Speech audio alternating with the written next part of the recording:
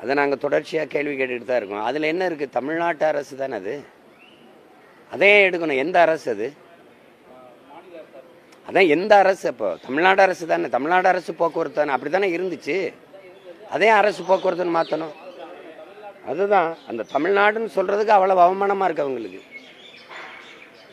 அதில் என்ன இருக்குது? அந்த 3 எழுத்து, அது தமிழ்நாடு அரசு.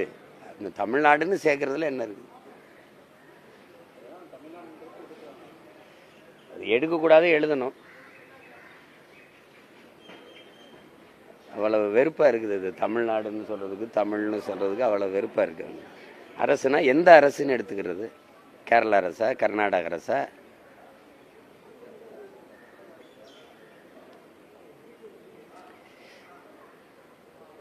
தமிழ் வாழ்கன்னு சொல்ல வேண்டியது. எல்லா இடத்துலையும் நம்ம அப்படிங்கிறது தமிழில் இருக்கும், மதுரை இங்கிலீஷில் இருக்கும். எங்கள் ஊர் ராமநாதத்துக்கு போகும்போது, ராமேஸ்வரத்துக்கு போகும்போது வெல்கம் டு ராம்நாடுன்னு இருக்கு. எங்கே நாங்கள் இங்கிலாந்துக்குள்ளே போகிறோமா? இல்லை, ராமநாதபுரம் மாவட்டம் உங்களை வரவேற்கிறதுன்னு சொல்ல வேண்டியதெல்லாம் இல்லை. போட்டுட்டு பிறகு வேணால் கீழே ஆங்கிலத்தில் வெல்கம் டு ராம்நாடு, வட இந்திய பயணிகள் வராங்கன்னா சரி வழிபட வராங்கன்னு போடலாம். வெறும் ஆங்கிலத்தில் மட்டும்தானே எழுதியிருக்கு. பார்க்குறீங்களா போய்? எதில் அக்கறை இருக்குது சொல்லுங்கள்? எதில் அக்கறை இருக்குது? ஆண்டுதோறும் வரோம். எங்கள் ஐயா முத்துராமனை தவிர எங்கள் தாத்தாவுக்கு வழிபாட்டுக்கு வரோம். இரு கரையில் இந்த பாதைகளில் ஒரு மரம் நடப்பட்டிருக்கா பாருங்க. ஆனால் அந்த அன்னைக்கு மட்டும் இந்த கட்சிக்காரர்கள் கொடி மட்டும் வரிசையாக நடப்பட்டு. எதில் ஒன்றில் அக்கறையாவது அணுகி இருக்குது. இவங்க எப்படி தமிழ்நாடுன்னு சொல்கிறதுக்கு அவ்வளோ கூச்சப்படுறாங்க. அவ்வளோ அருவருப்பாக இருக்குது. அதை எழுதுறதுல அவ்வளோ அவங்களுக்கு இது. நீங்கள் என்ன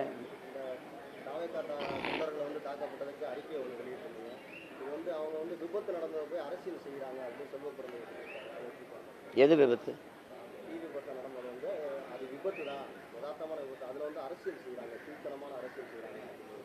இதெல்லாம்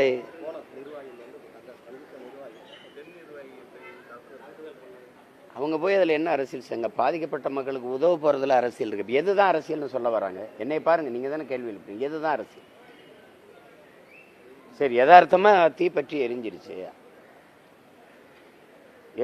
உடனே போய் அதை அணைப்பதும், அதுக்கான பாதிக்கப்பட்ட மக்களுக்கு உரிய உதவியை செய்வதும், அதில் தான் காயம்பட்டிருந்தால் அவங்களுக்கு உரிய மருத்துவத்தை கொடுக்க செய்வதும், அதெல்லாம் யாருடைய பொறுப்பு? அதை ஒரு அரசியல் இயக்கம் போய் செய்யும்போது ஆர்வப்பட்டு அந்த தமிழக வெற்றி கழகத்தினுடைய நிர்வாகிகள், பெண் பிள்ளைகள் போய் உதவும் போது அதை தடுத்து அதை விதித்து வயிற்றுல மிதிக்கிற அளவுக்கு அது என்ன பெரிய குற்றம் ஆயிடுச்சா? அது தேச துரோக குற்றமா? முதல்ல இந்த தலைவர்கள் இதில் போய் அரசியல் செய்கிறாங்க, இதையெல்லாம் அரசியலாக்குறாங்க, இதையெல்லாம் அரசியலாக பேசுகிறாங்க அப்படின்னு பேசுகிற தலைவர்கள் எது அரசியல்னு ஒரு பட்டியலை வெளியிட்டுட்டீங்கன்னா நாங்கள் அதை மட்டும் பேசிட்டு போகிறோம். எதுதான் அரசியல்? லட்சக்கணக்காக நாங்கள் எங்கே கொல்லப்படுவோம், எங்கள் தாயகத்தில் ஈழத்தில், அதை பேசக்கூடாது, அது அரசியல். 840 மீனவன் கொல்லப்பட்டிருக்கான், அது அரசியல். அவன் கைது பண்ணப்படுவான், படகு பறிக்கப்படும், அதை பேசினா அரசியல். 60-70 ஆண்டுகளாக குடியிருந்த மக்களை திடீர்னு ஆக்கிரமிப்பு நீ இடிப்பீங்க. அப்போ கடற்கரையை ஆக்கிரமிச்சு கல்லறை கட்டியிருக்கீங்களா, அதை ஆக்கிரமிப்பான்னு கேட்டால் இதெல்லாம் அரசியல் பேசுறீங்க. எதுதான் அரசியல்? இந்த 1000 ரூபாயும் அரிசியும் பருப்புமா சொல்லுங்க? இலவச பேருந்து, சாராயம் குடிச்சு செத்தா அதுக்கு 10 லட்சம் கொடுக்குறது, இதெல்லாம் தான் அரசியலா? எதை பேசுறது? அப்போ முதல்ல நீங்க கற்றுக்கிட்டு வாங்க எது அரசியல்னு. பாதிக்கப்பட்ட விபத்தோ ஏதோ தீ எரிஞ்சிருச்சு, குடிசை எரிஞ்சிருச்சு, வீடு எரிஞ்சிருச்சு, மக்கள் பாதிக்கப்பட்டு நிற்கிறாங்க, அவங்களுக்கு அரிசி பருப்பு கொடுத்து துணிமணி கொடுத்து உதவணும்னு போறதுல அரசியல் பேசுனா என்னது? அது உதவி, அது சேவை. அதை செய்ய வந்த பொண்ணை எதுக்கு அது கீழே விழுத்து வாய்த்துல மிதிக்கிறதுலாம் எவ்வளவு பெரிய கொடுமை. அது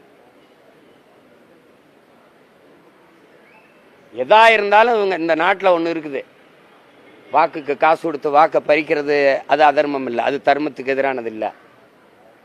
மலைகளை வெட்டி விற்கிறது, அதெல்லாம் தர்மத்துக்கு எதிரானது இல்லை. எல்லாத்துலேயும் தர்மத்தை கடைப்பிடிச்ச மக்கள் போல கூட்டணி தர்மம், அதில் என்னடா அதில் மட்டும் தர்மம் உங்களுக்கு வாழுது? கூட்டணி தர்மத்துக்காக அதெல்லாம் சைத்துக்கிறதா? கூட்டணி தர்மத்துக்காக இதெல்லாம் பேசுறது? உண்மையிலே அண்ணன் செல்வ பிறந்தரைக்கு மனச்சான்றோடு அது பேசுறாரா? ஸ்டாலின் கோச்சுக்காரன் தானே பேசுறப்பல. வேற என்னது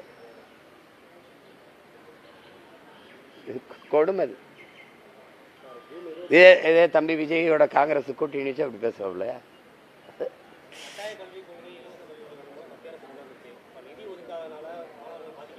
நீங்க அதுக்கு தான் போனீங்க.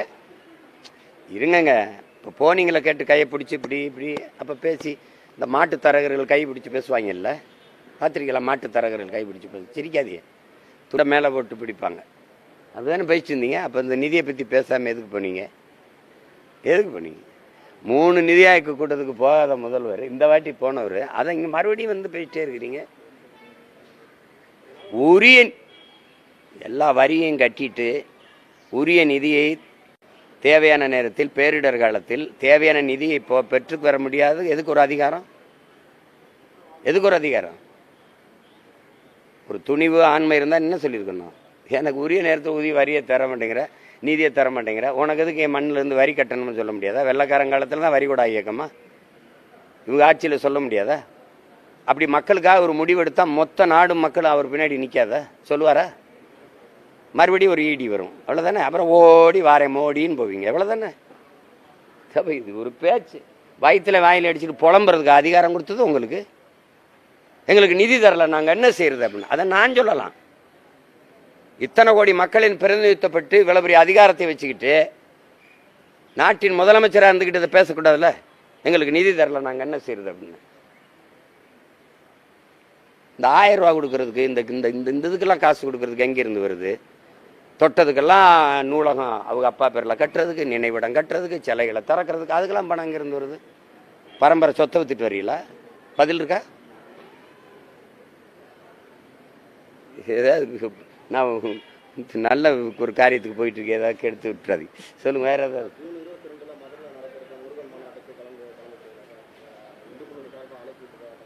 அழைப்பு கொடுப்பாங்க, அது அந்த நேரத்தில் எனக்கு என்ன வேலைன்றதுல நான் அதுக்கு வேற போராட்டம் வச்சுருக்கேன். ஆடு மாடுகளினுடைய மாநாடு வச்சுருக்கேன் இதே மதுரையில், அதில் வந்து பங்கேற்பேன்.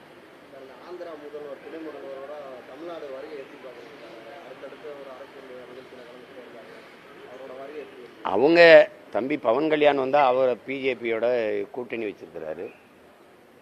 அது இங்கே இருக்கிற பாரதிய ஜனதா கட்சி தலைவர்கள் அவரை துணை முதல்வராக இருக்கனால, பெரிய தலைவர் முதல்வராக இருக்கலாம், இல்லை சந்திரபாபு நாயுடு அழைக்க சிக்கலாக இருந்திருக்கலாம், அதனால இவரை அழைச்சிருக்கலாம். ஒரு புகழ்பெற்ற திரைக்கலைஞர் அதோட துணை முதல்வராக இருக்கிறாரு, அவரை வர சொல்லி அழைச்சி பங்கேற்க வச்சிருக்கலாம். அதை போய் நம்ம பேசிக்க வேண்டியதில்லை. அதில் என்ன இருக்குது?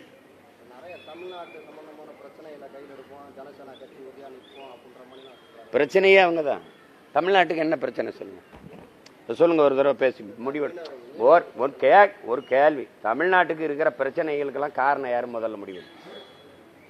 தினந்தோறும் பல ஆயிரக்கணக்கான பிரச்சனைகளை இந்த மாநிலத்தின் முதலமைச்சர், தம்பி என்னை கேளுங்க, சட்டசபைக்குள்ள 1 லட்சம் 3 ஆண்டுகளில் 1 லட்சம் போராட்டங்களுக்கு அனுமதி கொடுத்துருக்குறோம்னு சொல்லியிருக்காரா இல்லையா? ஆமாவா இல்லையா சொல்லுங்க, சொல்லியிருக்காருல்ல. அப்போ 1 லட்சம் போராட்டங்களை மக்களுக்குள்ள திணிச்சது யார்? அந்த பிரச்சனைகளை கையளித்தது யார்? 1 லட்சம் போராட்டங்களை நாங்கள் அனுமதி கொடுத்துருக்கோம்னு சொல்றதுல பெருமையா கேவலமா சிறுமையா? 1 லட்சம் பிரச்சனை 3 ஆண்டுகளில் மக்களுக்கு கொடுத்துட்டு அதை நல்லாட்சின்னு சொல்றது வெக்கமா இல்லை உங்களுக்கு? எல்லா பிரச்சனைகளையும் தீர்த்திருக்கோம்னு சொல்லணும். 1 லட்சம் பிரச்சனைக்கு போராட விட்டுருக்கோம்னா அதில் எந்த போராட்டத்துக்கு விட்டீங்க? பணி நிரந்தரம் கேட்டு ஆசிரியர்கள் போராட வரும்போது அப்படியே மறைச்சு கொண்டு பேருந்து நிலையத்தில் ஏற்றல, மாற்றுத்திறனாளிகள் போடும்போது, பார்வையற்ற மாற்றுத்திறனாளிகள் பிள்ளைகள்லாம் போராடும்போது தூக்கி கொண்டு லாரியில் வேற ஒரு இடத்துல இறக்கி விட்டு வரல. இதெல்லாம் நான் போராட அனுமதியா? நான் கேட்ட போராட்டத்துக்கு எத்தனை போராட்டத்துக்கு அனுமதி கொடுத்து? இந்த பிரச்சனைகளை எங்களுக்கு கையளித்தது யார்? நீங்க சொல்ற ஆட்சியாளர்கள் தான். இந்த பிரச்சனைகளை எங்களுக்கு தந்த பெருமக்கள், ஆண்டவன் இல்லை, எங்களை ஆண்டவர்கள். இது யாரு தந்தது? அப்புறம் நாங்க அதெல்லாம் தீப்போம் அப்படின்னா சரி, முதல்ல இலங்கை சிறையில் இருக்கிற எங்க மீனவர்லாம் மொத்தமா வெளியிட சொல்லுங்க. எனக்கு கடலுக்குள்ள மீன் பிடிக்கிற உரிமை இருக்கா இல்லையா அதுக்கு ஒரு முடிவு பண்ணி சொல்லுங்க. காவிரியில தமிழர்களுக்கு உரிய நதிநீர் பங்கீடு கிடைக்குமா கிடைக்காது? அதுக்கு முடிவு இருக்கா? அதை பேச முடியுமா? கொடுங்கன்னு பாரதிய ஜனதா சொன்னா அடுத்த வாட்டி மறுபடியும் காங்கிரஸ் ஜெயிக்கும். கொடுன்னு இங்க இருக்கிற காங்கிரஸ் சொன்னா அங்க மறுபடியும் பிஜேபி ஜெயிக்கும். ஒரு தேர்தல் அற்ப வெற்றிக்காக பதவிக்காக ஒரு தேசியத்தின் உரிமையை சாகடிச்ச நீங்க, நாங்கள்லாம் எங்களை பார்த்தா அப்படி இப்படி கை கட்டி நின்று பதில் சொல்றதுனால கேனப்பை மக்கள் தெரியுதா? அது ஒரு காலம். வரலாறு, வீழ்ச்சி, எழுச்சி எல்லாத்தையும் படிச்சு இங்க பாருங்க, 500 ஆண்டுகளுக்கு மேல எங்கள் இனம் தூக்கி வந்த வலியை சுமந்து நிற்கிற பிள்ளைகள். சும்மா இந்த கேட்கிற கேள்விக்கு ஒருத்தட்ட பதில் இருக்கா? இத்தனை பிரச்சனைகள். நீட்டு, சரி நீட்டை கொண்டு வந்தது யாரு? சரி ஜிஎஸ்டி, இந்த வரியை கணக்கு சுமக்க முடியாத வரிச்சுமை எங்க மக்கள் மேல திணிச்சது யாரு? சரி இந்த வரியை எடுத்துட்டு போற என்னவா நலத்திட்டமா மக்களுக்கு திருப்பி வருது பதில்? எந்த நிதிநிலை அறிக்கையிலேயாவது நாடங்களும் இவ்வளவு வருவாய் பெருக்கம் சரக்கு மற்றும் சேவை வரியால இந்த வரி நாடங்களும் இப்படி மக்களின் நலத்திட்டத்துக்காக பிரித்து அனுப்பப்படுது. குழந்தைகள் நலன், கல்வி, தொழில் வளர்ச்சி, பொருளாதார வளர்ச்சி, இல்லை இந்த வேலை வாய்ப்பு அல்லது இந்த மருத்துவ வசதி, அது ஏதாவது போக்குவரத்து அப்படி ஏதாவது பிரித்து அனுப்பப்படுது. தடையற்ற மின்சார விநியோகம் அப்படி ஏதாவது இருக்கா?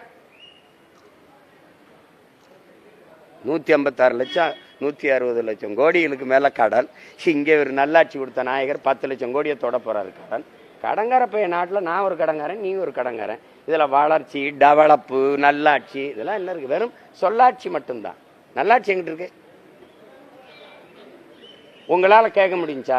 நாட்டு பாதுகாப்புக்கு எல்லையில் நின்று போராடி செத்த ராணுவ வீரன் உடல் இந்த மண்ணுக்கு வரும்போது என்ன அந்த நாட்டு வீட்டுக்கு மத்திய மாநில அரசுகள் எவ்வளவு நிதி உதவி கொடுத்தது? கள்ளச்சாராயம் குடிச்ச செத்தவன் வீட்டுக்கு எவ்வளவு நிதி உதவி கொடுத்தது? நாங்கள் பிள்ளைகளை படிக்க வைப்போம், வீட்டுக்கு ஒருவருக்கு அரசு வேலை கொடுப்போம். இதெல்லாம் ராணுவ வீரன், நாட்டை பாதுகாக்க போற படைவீரன் செத்து வந்தவனுக்கு அவன் குடும்பத்தில் இதெல்லாம் சொல்லல. 1 கோடி நிதி கொடுக்கும், மத்திய அரசு கொடுக்கும், மாநில அரசு கொடுக்கும், நிதி பாதுகாப்பை கொடுக்கும், வறுமையே சந்திக்காம விடும். நான் நாட்டுக்காக செத்தால் என் வீட்டை இந்த நாடு பார்க்குங்கிற நம்பிக்கையை ஒரு ராணுவ வீரனுக்கு இந்த நாடு கொடுத்துருக்கா?